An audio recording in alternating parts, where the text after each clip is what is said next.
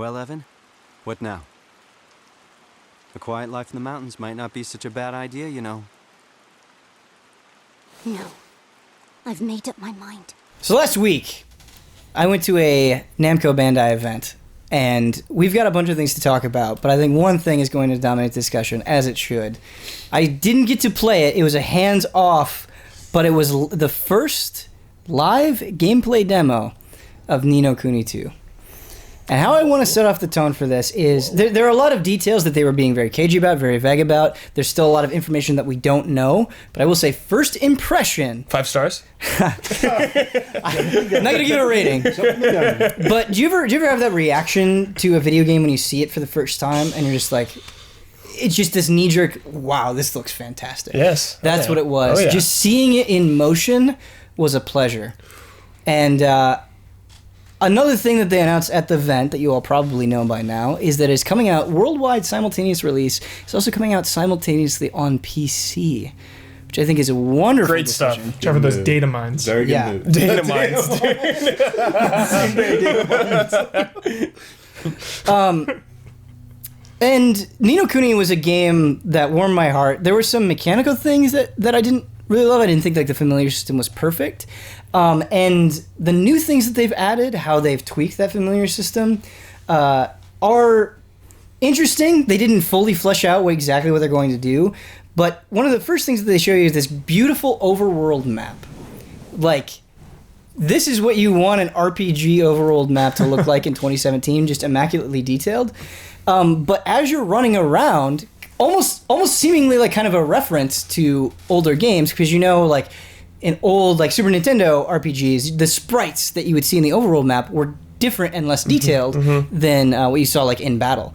So when you're running around the overworld map in Ni no Kuni 2, your characters are all chibi style. Yeah. With these little cute chibi style characters. I thought that was a nice touch. But there's a more practical reason why they chose that style as well. In the game, and they did not show this mechanic off at all, there's going to be like a My Kingdom builder mechanic. What? That uses... What? I know. That's it. That's all they said, though, is that this thing is going to be in the game. At My Kingdom Builder? Like, you can... It is a kingdom builder mechanic. Oh my gosh. Like town builder? I can build the town? No, not town. Kingdom. Kingdom builder. Oh my That's gosh. all I know. More details You're gonna build your coming. own castle. Oh my god. He's sweating. It sounds exciting. I don't... Sweating right now. I'm worried that we're going to give a false impression of what it is. We don't know what it is, Okay, all but right. that is Pump the a brakes. thing that is going to be in the game. I'm gonna go to sleep hoping that it's like Dark Yeah. Cloud city building Unintentionally style. got you just to Cloud 9 right now. Hey, same people. Oh, no, wait. Is it level 5 on this 5. one? Yeah, it's level 5. Same people. And in then. fact, it's the same composer. There's the same former Ghibli animator that are working on Ni no Kuni. So very different, or very similar vibe. And part of that similar vibe is, as you probably know, with Ni no Kuni 1, there's a large focus on family. That's also true here, but it seems to take a more of a grand scale than Ni no Kuni 1, because in Ni no Kuni 1, you're playing as Oliver, and he deals with his mother, but here you play as like this ruler, this Evan character, who has this perceived weakness, and because of this weakness, like there's a coup that happens in his kingdom, and his mother gets killed. Oh, no. And so, Depression. yeah, there's sort of this political intrigue going on there. But, so Oliver was from the real world in Ni no Kuni 1. Evan, the main character in Ni no Kuni 2, is from this fantastical realm. And I thought of you immediately, Michael Huber. A character that comes in from the real world who is a party member of yours. His name is Roland. And he's this middle-aged... let me guess. He's this buff dude, No, old guy. No, he's not. He's not. So I kept mistaking him Old for veteran. Swain from the first game. Like, Oh, sure. Like they look similar, and like that was kind of like, The vet character. is this going to be the tie-in or something? Seasoned. So I want to know, Ben Moore, Yeah. were there any hints besides just it taking place in the world Seasoned. of tie-ins from the first game? No. Are they like being like I have- very cagey about I don't even have something that I could give you that I could interpret as a tie-in, unfortunately. Oh man. They're gonna save that up, like Slippy or something will be. Well, there is an element Drippy. that they were there's an element that they were especially cagey on that could maybe form some sort of connection. You know how Drippy is kind of your guide, Yeah. and they said that there was going to be a character like that is very much tied into the main story, but did not give any information. At Wow, all. really? Yeah. So don't know about that.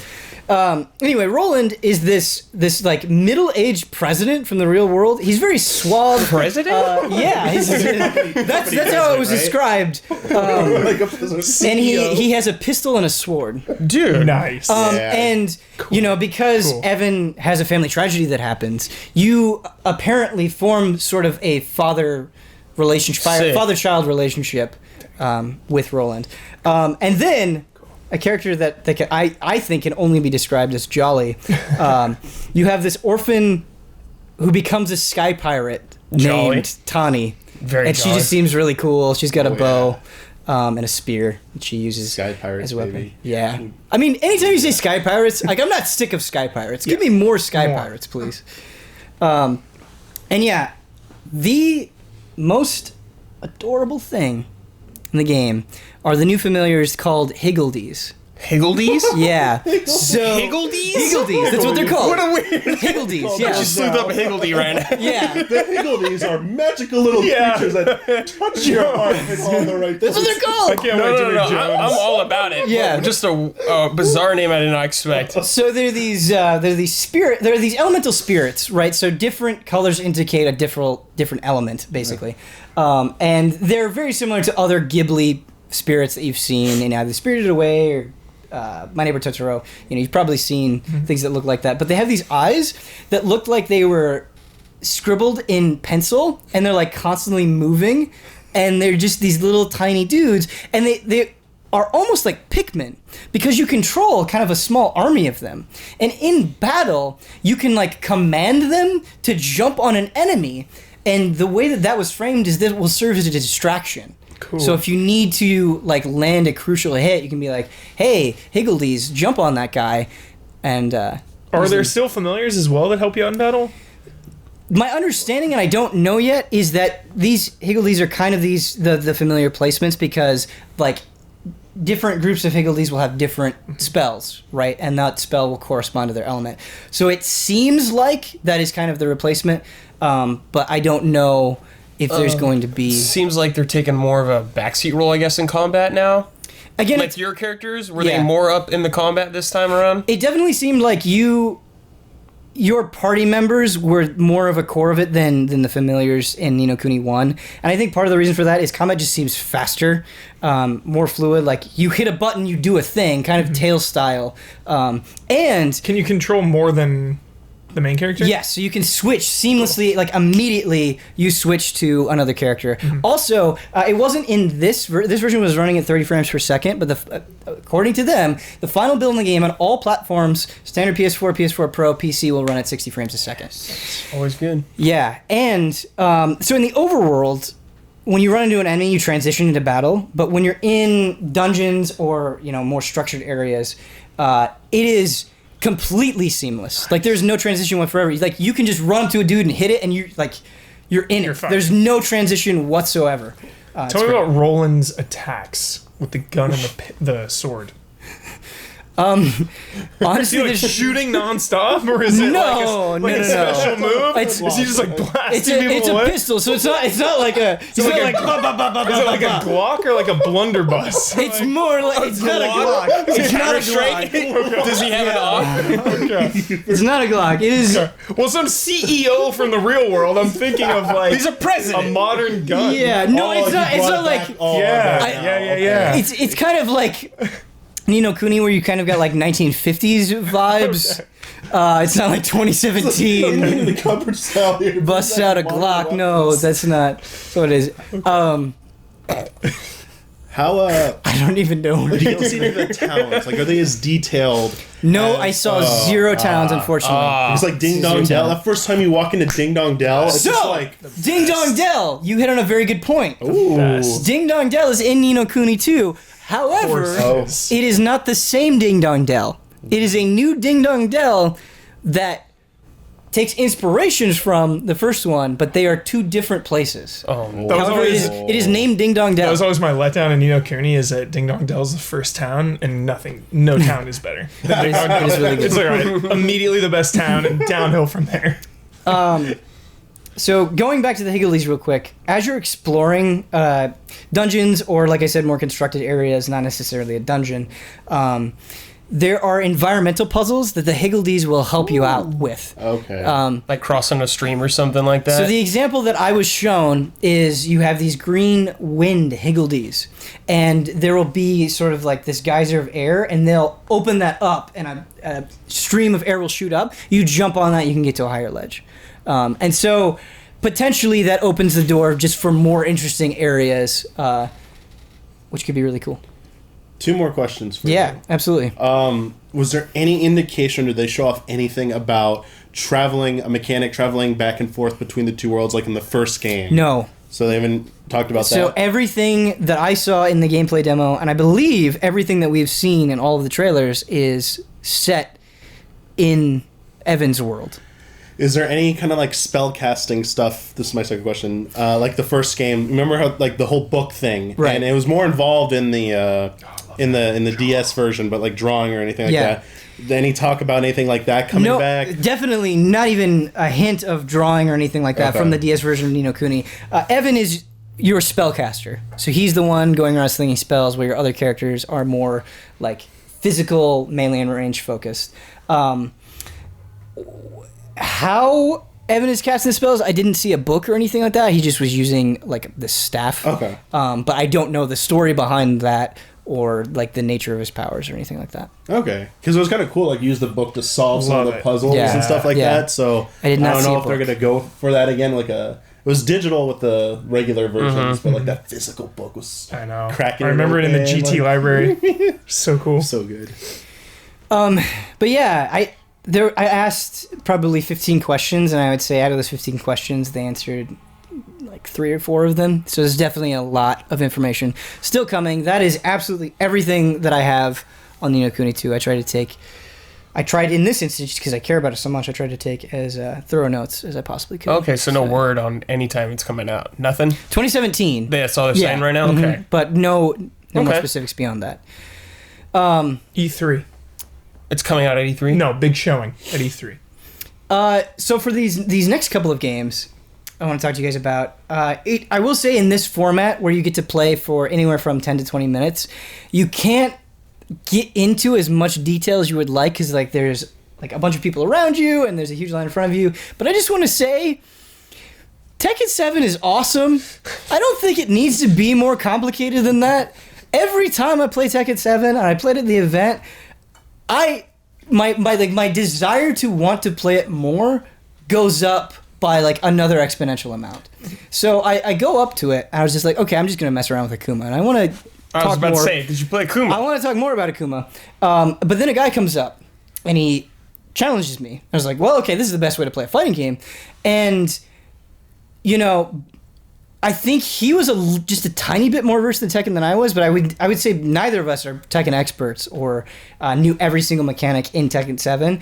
And, you know, coming from a relatively casual perspective, like, I did not know this guy. I never met him before, but the fighting was so good and the matches were so intense that like we were smiling and laughing and played, you know, 3 or 4 games with each other. And there's just this level of polish, and it looks so good that you see Tekken 7 and you're like, this is a big deal. But I want to talk about Akuma. Brad, that was your question about. Do you have any specific questions about Akuma? No, before I was just gonna say. How is he? Your experience with Akuma, so I was like, Yeah. So what's different? What sets this Akuma apart from Street Fighter Akuma? If anything. well, I think first of all, it's kind of cool how Street Fighter he feels. Mm-hmm. It doesn't feel like they mutilated him to fit into this Tekken model. Like, the fireballs feel good, the Shoryukens feel good, the hurricane kicks, and how you can combo those things together. Like, they combo together as you would expect them to in a Street Fighter game. And he just does so much damage the way that you would expect Akuma to, but there's an additional mind game layer in Tekken 7 that I like, that you don't get in Street Fighter, because, you know, like, the way you deal with a fireball in Street Fighter most commonly is blocking it or jumping over it, maybe parrying it depending on the game. Here, you just sidestep it. Yeah. And so when to use it as a tool, when to bust it out, when to catch them off guard is really interesting. Like, you're constantly throwing fireballs is a bad idea here. And he has like a super gauge at the bottom that builds up that you can do Raging Demon off of. And I think incorporating Akuma the way that they did is so smart, because for those completely unfamiliar with Tekken but familiar with Street Fighter, kind of like I am in a way, like I've definitely played Tekken, but I'm not versed in it the way that I am some other fighting games. Not that I'm an expert at any of them, but I just was able to play Akuma and kind of get a feel for Tekken 7 while also being like, all right, I know Kurosuke forward, plus Punch does this, and that was really, really nice. Is he just a guest character, or is he in the story too? So he's in the story. Whoa. And the story is not just your typical, like, I believe that there is an arcade mode, but there's also like the story mode. I don't know how extensive it is, but what they've shown off, it's Heihachi and Akuma fighting. And it goes from this really dramatic cutscene where there's like some quick time events seamlessly into battle. And it kind of looked closer to like a Mortal Kombat X style of storytelling than something like traditional Tekken or traditional Street Fighter or something like that. And so definitely a more serious, well-produced story mode from the looks of it. I haven't seen anything beyond that Heihachi and Akuma fight though, so I don't know for sure. Did they show any newer characters or anything? Returning characters? Any new reveals? No new reveals at this event, no new character announcements or anything like that. There is a character that I played, that I had not played before, that is new to Tekken 7, Master Raven. She's this really fun, like, robot ninja character. She's the master of Raven from Tekken 5. Oh. And she these cool flip kicks, and she's got this blade. So she seemed really awesome. But yeah, as far as that, no other new characters or anything. But yeah, Again, I know this is like pretty vague stuff, but I just wanted to convey so much that like, man, like I am hyped for a Tekken game in a way that I haven't been since like Tekken Tag Tournament on the PS2. So It's still coming in June. Still coming in June. Yeah. So is E3. So is E3. The last game, and the one that I am going to need to lean on you guys most heavily for, is Naruto Shippuden Ultimate Ninja Storm 4 Road to Boruto. Wait, hold on. Is this a brand new game, or is this like a DLC? No, it's an enhanced edition of Ultimate Ninja Storm 4. Enhanced. Okay. So here's additional content. Yeah. Okay. So here's sort of the back of the box description of Road to Boruto. It will have a new adventure mode with Boruto as the controllable character, and several new characters, and new versions of Boruto, Naruto, Sarada, and Sasuke. So basically, you've got some new story stuff, and you have these additional characters. Now, I am not caught up on Naruto, so all of this Boruto stuff, I have no idea what the hell is going on. But I had never really played a Ninja Storm game before, and I decided to give it a chance at this event. And man, it just looks so good. Like, they capture the look of the series so well, and it feels really good. It feels like a much better version of sort of the J-Star's style of combat, where I was like, maybe Way this isn't. better. Yeah, it feels really good. Like, getting in those fights is fun, and sometimes that's not always true of anime games. Like, there's this level, there's just enough complexity that you can kind of get into it without it being overwhelming. Is that kind of your experience with the Ultimate Ninja Storm games? I mean, yeah, and it goes back even before that. I mean, Naruto games have like a long history of being like a fighting game series in addition to all the other like incarnations of it. Mm-hmm. Dating back to the Ninja Revolution games. I forget if there's anything before that, but they like tried to make it like a competent fighting game for like a long time before Ultimate Ninja Storm. Mm-hmm. So they've had a lot of experience with it. So yeah. They've always the issue is they don't have like the largest community behind it, so they don't get to like balance, and like the balance and stuff is like really like broken usually when they come out. And by the time it's like all fixed, like it's not deemed like a serious competitive fighting game. And because like the focus of the Ultimate Ninja Storm games are on the story and the adventure, those amazing like cinematic battles, which like I think aside from like Asura's Wrath, like these are like the coolest like cinematic like battle stuff with the quick time stuff out there. Like that's what got me hooked. I was like, I am literally like watching and playing the anime right now. Like some of these scenes are better than the anime right now. I was like, how they're presented. I was like, this visually is great. So yeah, this is Road to Boruto. we're doing the younger generation arc here. So Yeah. this is like right after the end of Naruto. You mentioned two characters, so it's for people who obviously don't know, Boruto is Naruto's son, and is it Sarada or because I haven't seen it spoken yet? Sasuke and Sakura's kid. I haven't seen it spoken yet either. Yeah, she's in it as well. Like they're the two ones, and then there's like another character who make up their squad, and they're being taught in ninja school and stuff. Yeah, all of that stuff. It's basically No like, idea. hey, it's starting over Naruto again for a new generation, but it's his son and stuff. But like, here's Naruto and the Kakashi and all the other people you remember.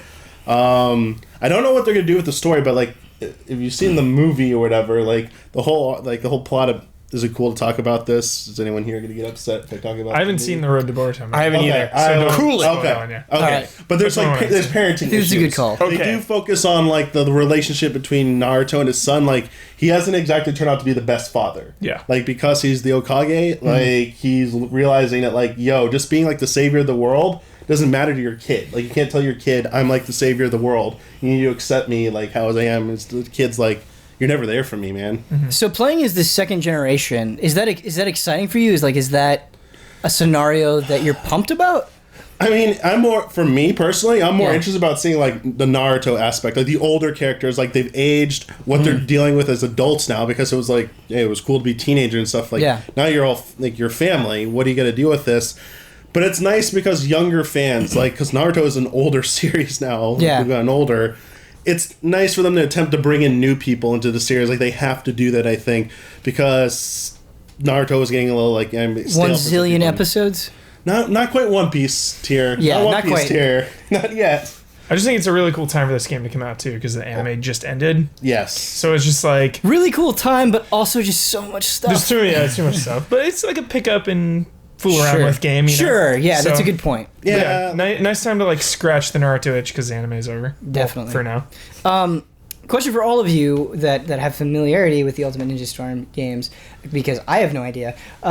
When you each new sequel, do you feel like it's a pretty substantial leap forward, or not? So I've had a weird experience with the series. I thought 1 was pretty good, and then I thought 2 was fantastic. Like 2 added so many new. It wasn't just like the story retold as a game with hey go to battle to battle. They added in like an adventure mode with like traveling between like different areas. They made it more like almost like a pseudo RPG adventure game.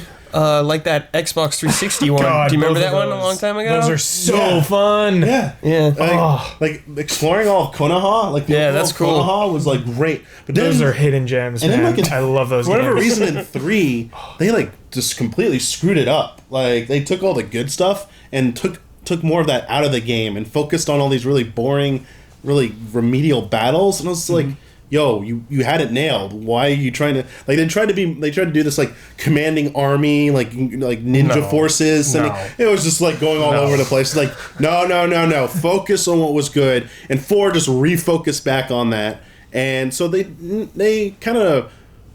They took a step forward, they took a big step backward, and then they took a big enough step forward to improve over 2 with the last one, I think. But the best things about them, like, they're great ways to follow the story. If you're not watching the anime, if you're not watching the manga, they're not the most faithful adaptation of the manga, but they're good ways to, like, get caught up and in a quicker way than either sitting down and watching the whole anime series all, like, 300 whatever 66 in the regular no that's like way more now like There's a lot. something. We'll just say there's a Yeah. lot. It's a lot. Or what reading the manga. So yeah. Brad, do you plan on playing Road to Boruto? I have. Okay, I've Yeah, which one played. did you have? I've played the PS3 on the first one, the first Ninja Storm. one, Okay. And I haven't played them since, but I have 4. But can you download this, or do you have to buy a new game like Dragon's Dogma? So it's a new game that you can purchase on its own. I don't know if there's any sort of DLC. Yeah, that's my upgrade. question. Right. I don't know if there's have any it sort for of upgrade. Steam. Do I have to like I'm still not sure if I have to buy a whole new copy. Yeah. That's a great question. Yeah, I have no idea. I don't know either. Good question, They didn't Brad. tell you, Well, so they didn't. They, man. the way that it worked at this event is like we were in this bar, right, and it was really loud, and there were like a few PR people kind of milling about, and up front they had a presentation about certain things. Road to Boruto wasn't those things, so it was just kind of like off in a corner. And I was like, when I play it, and there was no one there to ask questions to. So unfortunately, I just didn't. Did you get see that anybody else playing it? But I could have after the fact gone and found somebody, but I was busy doing other things. So did you see anybody else playing? I did. Who did they use? I saw one other gentleman play it, and he used Sasuke. You can use a trio of people. I don't remember who the other two people were. Which version of Sasuke are we talking here? The young OG Naruto Sasuke. Oh, trash. It's like Trash pick. you walk up there, they pick Itachi. Good pick. That guy means business. Yeah, he means business. He means business. Serious Assist character. Yeah. So I actually saw a bunch of other things at the Namco Bandai event that we can't talk about yet. That's going to be another video coming out Ooh, secrets. later. And maybe if you like some of the games that we advocate most heavily, you'll be interested in that episode. So look forward to that. Thank you guys so much for your opinions. And we'll see you later. I'll build a kingdom where everyone can live happily ever after.